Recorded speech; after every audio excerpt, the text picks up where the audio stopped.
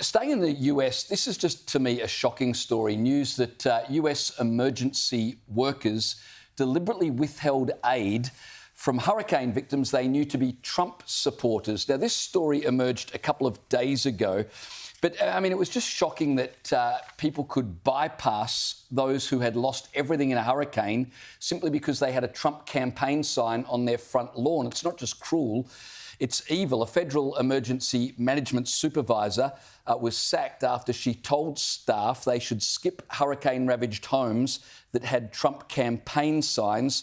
She put out a message to workers headed best practices.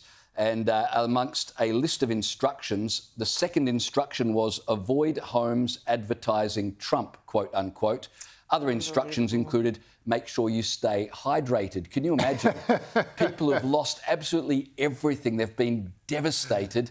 And you've got US emergency workers walk straight past the yard because they're Trump supporters. But, you know, they made sure they were hydrated. I can't get my head around that. These are fellow Americans. These are their neighbours, brothers and sisters. But could they had a different political view, they were abandoned. But it's even worse than that, because the supervisor who has been fired has since come out and said, well, it wasn't just me giving this instruction. This has been standard practice for a number of years right throughout the agency. Here she is speaking. There is what we call a community trend. And unfortunately, it just so happened that the political hostility that was encountered by my team, and I was on 2 different teams during this deployment, they just so happened to have the Trump campaign signage. FEMA always preaches avoidance first and then de-escalation. So this is not isolated. This is a colossal event of avoidance, not just in the state of Florida, but you will find avoidance in the Carolinas.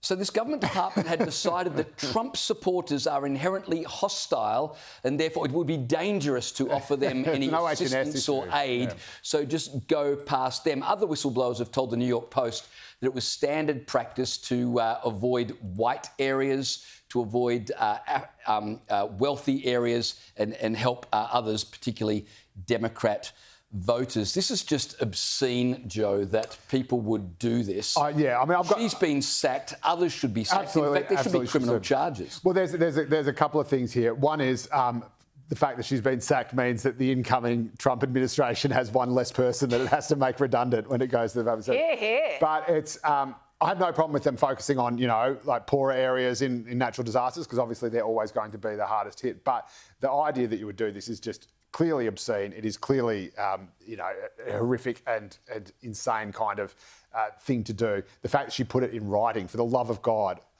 even if you think it, as Matt Lauer once said to Donald Trump many, many decades ago, even if you think it, just don't say it. Doesn't that show just how bad and corrupted some of these agencies have become, that they have the confidence and the boldness to put it in writing? This is the real problem. So you have a complete collapse of faith, and this is why Trump is about to become president again.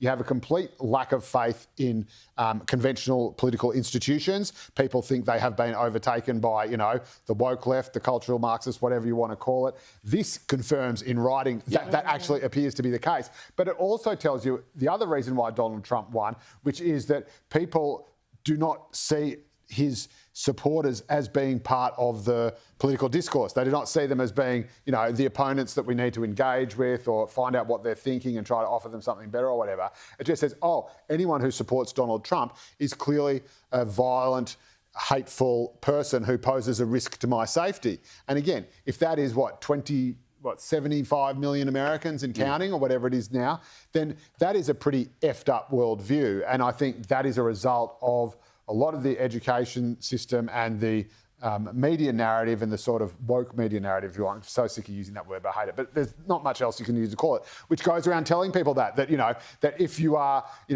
black, then America is a white supremacist, racist, fascist country that is out to get you.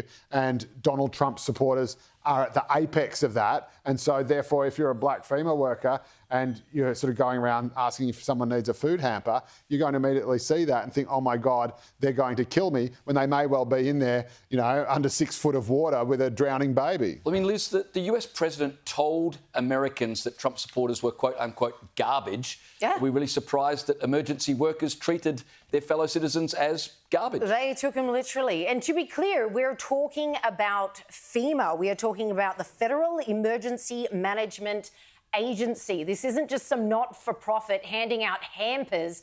These guys were on the ground knocking on doors, helping people apply for FEMA assistance, given their homes and cars and whatever else had been completely devastated by these hurricanes. But of course, the hurricanes hit pretty hard red states like Florida, which backed Trump 70%.